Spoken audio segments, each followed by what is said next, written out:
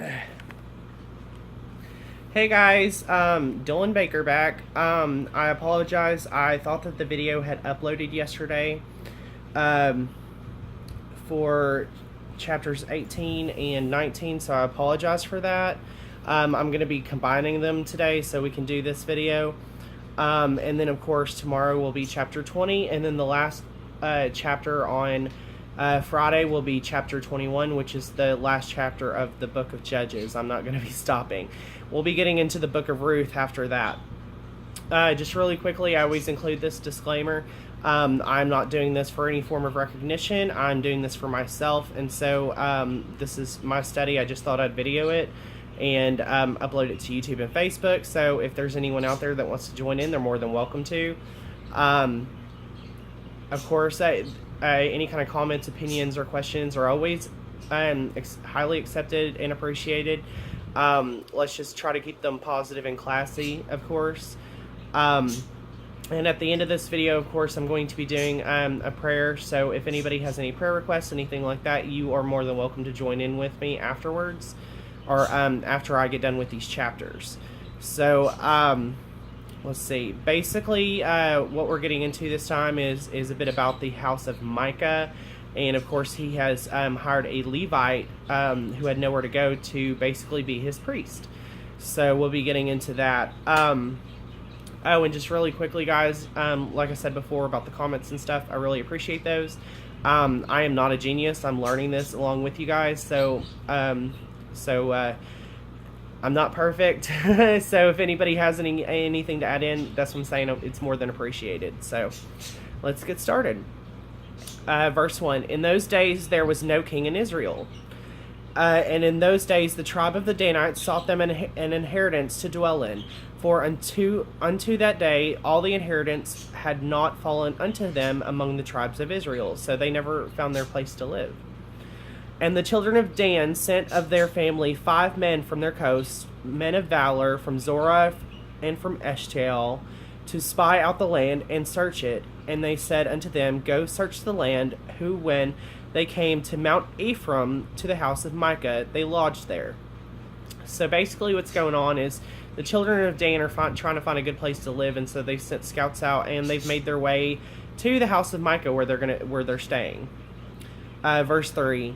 When they were by the house of Micah, they knew the voice of the young man, the Levite, and they turned in thither, and said unto him, Who brought thee hither? And what makest thou in this place? And what hast thou here? So they recognized the voice of him being a Levite, so they try to talk to him. And he said unto them, Thus and thus dealeth Micah with me, and hath hired me, and I am his priest. And they said unto him, As counsel we pray thee of God, that we may know whether our way which we shall go be prosperous. So they're asking him to basically ask God for them, where they should go to find their land. And the priest said unto them, Go in peace, before the Lord is your way wherein ye go. Then the 5 men departed and came unto Laish, and saw the people that were therein, how they dwelt careless after the manner of Zidonians, quiet and secure, and there was to shame in anything. Sorry, I skipped ahead. And there was no magistrate in the land that they might put them to shame in anything. And they were far from the Zidonians, and had no business with any man. And if we look up in the appendix, just a few things, we see under the first verse, it says no king, no true house of God religiously, no king nationally, and nationally to apostasy. It also says down here, when we're talking about coasts, we mean borders. Men of valor are sons of valor. Verse 3, makest actually means doest. Verse 5, ask counsel. Let's see, it says by use of the ephod. Verse 7, quiet and secure. This is where we're at now. It says probably arising from the inebriating effects of malaria, now epidemic there. If so, it may be identified with Tel El Qadi in the fever-ridden district at the head of Jordan. So this is the city that they've come onto. Laish is basically a city of disease. So that's why it's so quiet and secure. Okay, so let's get back to it. Let's see. Verse 8. And they came unto the brethren of Zorah and Eshtaol, and their brethren said unto them, What say ye? And they said, Arise, that we may go up against them, for we have seen the land, and behold, it is very good, and are ye still. Be not slothful to go, and to enter to possess the land. When ye go, ye shall come unto a people secure, and to a large land, for God hath given it into your hands, a place where there is no want for anything, and that there is in the earth, and that is in the earth. So basically, they're like, we need to take this land. So, let's see. And there were from thence out of the family of the Danites, out of Zorah, and out of Eshtaol, 600 men appointed with weapons of war. And they went up and pitched in Kirjath Jearim in Judah. Wherefore they called that place Maneh-ha-dan unto this day. Behold, it is beyond Kirath Jearim. And they passed thence unto Mount Ephraim, and came unto the house of Micah. So they're back again. Then answered the 5 men that went to spy out the country of Laish, and said unto their brethren, Do ye know that there is in these houses an ephod, and a teraphim, and a graven image, and a molten image? Now therefore consider what ye have to do. So they're saying, this is not a house of God, this is a house of idol worship. 15. And they turned thitherward, and came to the house of the young man and Levite, even unto the house of Micah, and saluted him. And the 600 men appointed with their weapons of war, which were of the children of Dan, stood by the entering of the gate. And the 5 men that went to spy out the land went up, and came in thither, and took the graven image, and the ephod, and the teraphim, and the molten image, and the priest stood in the entering of the gate with the 600 men that were appointed with weapons of war. So basically, they're cleaning out Micah's house of gods for their own. Let's see.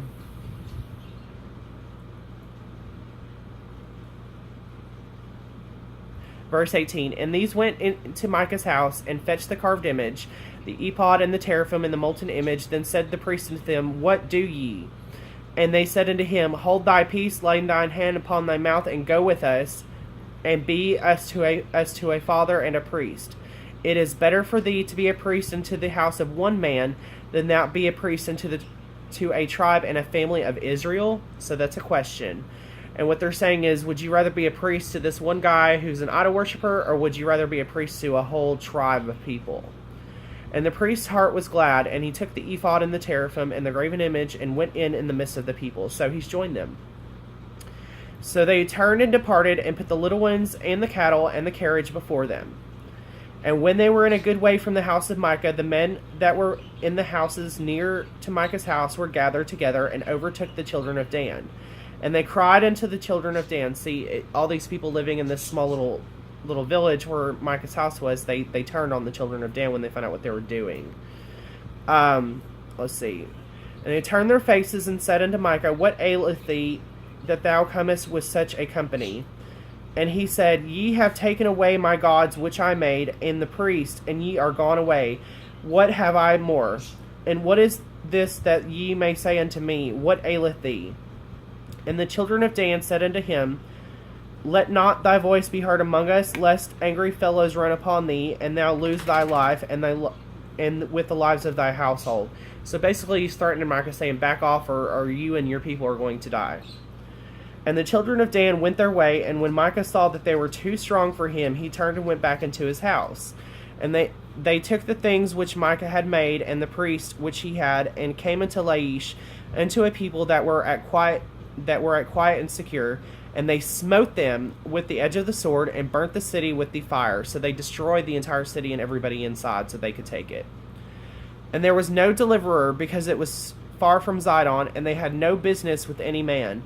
And it was in the valley that lieth Beth Rahab, and they built a city and dwelt therein. And they called the name of the city Dan, after the name of Dan their father, who was born unto Israel. Howbeit the name of the city was Laish at the first. And the children of Dan set up the graven image, and Jonathan the son of Gershom, the son of Manasseh, he and his sons were priests to the tribe of Dan, unto the day of the captivity of the land. And they set them upon Micah's graven image, which he had all of that time the house of God was in Shiloh. Okay, so a few things in the appendix. Let's get to it. Verse 11, appointed means girded. Let's see. 12, Manahe Dan actually means camp of Dan. Let's see. Verse 21, carriage actually means goods for things carried. 28, business actually means dealings. Let's see. Verse 30, okay, and it tells you this. We were talking about Jonathan. He kind of poked his head in here at the end of the chapter. Jonathan was the grandson of Moses. His contemporary Phinehas, the grandson of Aaron, being mentioned in verse 20. Verse 20. This was done for two reasons. First, to spare the honor of Moses' memory and name, to put the sin upon one who committed so gross a sin, or two, to put the sin upon one who committed so gross a sin. The Talmud gives this latter as the reason. And it also come down here, it says Shebuel, it says he returned to God. So that was just a few things on that. Verse 31, in the appendix, it says the house of God. It says the tabernacle of Moses, but not recognized as the house of Jehovah, the covenant God. So this is basically just another house of idol worship, unfortunately. So basically what we've gotten from this chapter is that Micah was so proud of the fact that he was able to get a Levite priest to work for him and to do idol worship. And he was so proud of his images and things like that, that the children of Dan took them away from him. And he realized that those things were not the true God. They wouldn't protect him from what was happening. And it also did not protect the people of Laish who were diseased and bedridden. So we're going to get into this a little bit more with chapter 19 here in just a second. So we'll see what else is going on. So let's see. Okay, and it came to pass in those days, it's chapter 19, that there was no king in Israel, that there was a certain Levite sojourning on the side of Mount Ephraim, who took to him a concubine out of Bethlehem, Judah. And they don't give a name for this Levite, but I'm pretty sure this is the same Levite that was the priest that the Danites took with them. So, let's see. Verse 2, and his concubine played the whore against him, and went away from him unto her father's house to Bethlehem, Judah, and was there 4 whole months. And just really quickly in the appendix, it actually says that this is, the way this is written, the 4 whole months actually should mean 1 year and 4 months. Verse 3, and her husband arose and went after her to speak friendly unto her, and to bring her again. So basically what's going on is this Levite's concubine decided to take off and leave him. And so he went after her. Let's see. Back to verse 3. Having his servant with him and a couple of asses, and she brought him into his father's house. And when the father of the damsels saw him, he rejoiced to meet him. Verse 4. And his father-in-law, the damsel's father, retained him, and he abode with him 3 days, so that they did eat and drink and lodge there.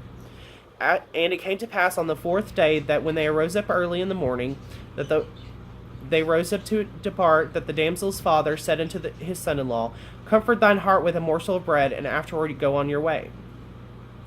And they sat down and did eat and drink both of them together, for the damsel's father had said unto the man, Be content, I pray thee, and tarry all night, and let thine heart be merry. And when the man rose up to depart, his father-in-law urged him, therefore he lodged there again. And so we're coming up on the 5th day. His father-in-law doesn't want him to leave. He most likely has something to do with the fact that his daughter is a concubine, and he's afraid for her. So let's see, verse 8. And he arose early in the morning on the 5th day to depart, and the damsel's father said, Comfort thine heart, I pray thee. And they tarried until afternoon, and they did eat both of them. And when the man rose up to depart, he and his concubine and his servant and his father-in-law, the damsel's father, said unto him, Behold now, I pray, the day draweth toward the evening. I pray ye tarry all night. Behold, the day groweth to an end. Lodge here, that thine heart may be merry, and tomorrow get you early on your way, that thou mayest go home. So he's saying, again, it's getting kind of late.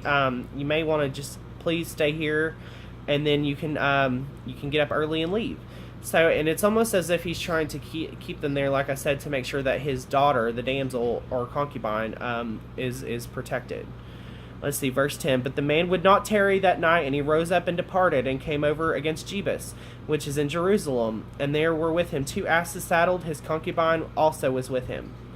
And when they were by Jebus, the day was far spent, and the servant said unto his master, Come, I pray thee, let us turn into the city of the Jebusites, and lodge in it. And his master said unto him, We will not turn aside either hither into the city of a stranger that is not of the children of Israel. We will pass over to Gibeath. And so basically what's going on is they're not stopping. He doesn't trust that these people, so he wants to go on to a city that has the children of Israel in it. So they will be protected, basically. So let's see, verse 13. And he said unto his servant, Come and let us draw near to one of these places to lodge all night in Gibeath or in Ramah. And they passed on and went their way, and the sun went down upon them when they were in Gibeath, and they belongeth to Benjamin. And they turned aside thither to go and to lodge in Gibeath. And when he went in, he sat down in the street of the city, for there was no man that took them into his house for lodging. So basically, they've made it to where they were. The Levite said he wanted to go, but there's no one there to help them. Verse 16. And behold, there came an old man from his work out in the field at even, which was also of Mount Ephraim, and he sojourned in Gibeath. But the men of the place were Benjamites. And when he had lifted up his eyes, he saw a wayfaring man in the street of the city. And the old man said, Whither goest thou, and whence comest thou? So they're stranded out in the city streets, and of course, this old man comes, and he may be the one to help them. And he said unto him, We are passing from Bethlehem, Judah, toward the side of Mount Ephraim. From thence am I, and I went to Bethlehem, Judah, but I am now going to the house of the Lord, and there is no man that receiveth me to house. Yet there is both straw and provender for our asses, that's food for the animals, and there is bread and wine for me, and for for thy handmaid, and for the young man which is with thy servants. There is no want for anything. And the old man said, Peace be with thee. So, really quickly, just a few things in the appendix. Under verse 1, it says, A certain Levite, the house of God, neglected, priests and Levites unemployed and wandering about. So it kind of tells you what's going on during that day. Let's see. Verse 10, Jebus, at that time still occupied by Canaanites. Okay. Gibeah, it's a city of Benjamin, later the residence of Saul. Let's see. 15, street actually means open place. Verse 18, going, his direction was towards Mount Ephraim, not to Shiloh. It says the house of the Lord, so Micah's temple was already called. So basically what's happening is the Levite is on his way back to the house of Micah. So, okay, let's get back to it. We're on verse 20. Howsoever, let all thy want lie upon me, only lodge not in the street. So he brought him into his house, and gave provender unto the asses, and they washed their feet, and did eat and drink. 22. Now as they were making their hearts merry, behold, the men of the city, certain sons of Belial, beset the house round about, and beat at the door, and spake to the master of the house, the old man, saying, Bring forth the man that came into thine house, that we may know him. Now, really quickly, just to stop there for just a second, 22, sons of Belial. These are worthless scoundrels, sons of the devil. And then the next word, it says door, like Sodom, a sign of the moral corruption which follows apostasy and accompanies idolatry. And it says 23, the man, another Lot, and another Sodom. So really quickly, if anybody knows the story of Sodom and Gomorrah, you will very quickly be able to see that there is kind of a comparison here. The people of Sodom and Gomorrah were very bad people, and of course Lot was the only good man there, and his daughters, of course. And so God helped them escape before he destroyed that city and destroyed the evil that was in that city. So this is kind of the same thing. Lot is pretty much the only nice person there, and he's bringing in these travelers, much like how Lot brought in the angels into his home to protect them as well. So let's get back to it. Verse 23. And the master of the house, went out unto them and said unto them, Nay, my brethren, nay. I pray you, do not so wickedly, seeing that this man is come into mine house. Do not this folly. Behold, here is my daughter, a maiden, and his concubine. Them I will bring out now, and humble ye them, and do with them what seemeth good unto you. But unto this man do not so vile a thing. But the men would not hearken to him. So the man took his concubine, and brought her forth unto them. And they knew her, and abused her all night unto the morning. And when the day began to spring, they let her go.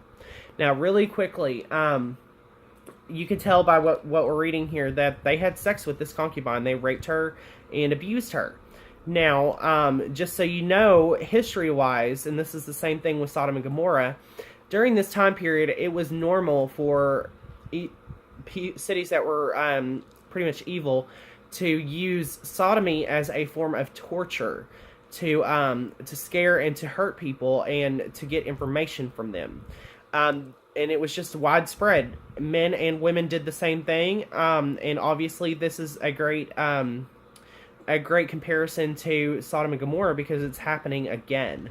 And so, if it's happening in this city, it's most likely happening in other cities as well. So, that is why they took the concubine and did what they did with her. So, let's get back to it. Let's see. Okay, 25.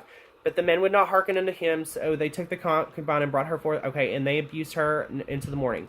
And when the day began to spring, they let her go. 26. Then came the woman into the dawning of the day, and fell down at the door of the man's house where her lord was, till it was light. And the Lord rose up in the morning, and her Lord rose up in the morning, not the Lord, and opened the doors of the house, and went out to go his way. And behold, the woman his concubine was fallen down at the door of the house, and her hands were upon the threshold. And he said unto her, Up and let us be going. But none answered. Then the man took her upon an ass, and the man rose up and gat him unto his place. So they've gotten back to their home. But unfortunately, this concubine unfortunately, she's dead. And when he was come into his house, he took a knife and laid out his concubine, and divided her together with all of her bones into 12 pieces, and sent her into all of the coast of Israel. And it was so that all that saw it said, There was no such deed done, nor seen from the day of the children of Israel came up out of the land of Egypt unto this day. Consider of it, take advice, and speak your minds. So basically what it's telling us is that the Levite was so ashamed, I guess, by what had happened, that he decided to basically divide her and get rid of her body, and no one would ever speak of it again. So really, really scary stuff there, if you really think about it, this poor concubine, that this would happen. So just some food for thought to think about the meaning of this chapter. In my opinion, it has a lot to do with the fact that this is almost punishment for what the concubine did in the first place. She whored herself and then she ran away. And so he came back for her, and that's basically what happened, is that she did not listen to her husband and did what she wanted to do. And so at the end of the day, she died. So, that's just what happens, I guess, when you don't take heed to those who are wise, I suppose. So, but anyways, so that's our chapters for today. Really quickly, if anybody wants to join in, we're going to be doing our prayer here in just a second. So, let's get into it. Dear Heavenly Father, I just want to say thank you for the great day and week that you've given us. Thank you for everything that you've done for us, for your guidance, for your love, and for your support. Father, I know that there are a lot of people out there that are hurting, that are losing loved ones, and that are scared and don't know what to do. And Father, I just ask that you help them, that you lift them up, and that you guide them and show them what you want them to do so that they can prosper and become better people. Father, I just want to say thank you again, and help everyone to get home safely tonight, and to get up tomorrow safely and get to work safely. And Father, I just want to say thank you again and tell you how much I love you. In your precious name I pray, Father, in the name of your Son, Yeshua, amen. So, guys, we'll be back tomorrow with chapter 20. And then, of course, on Friday, we will be back with chapter 21. So, see you then.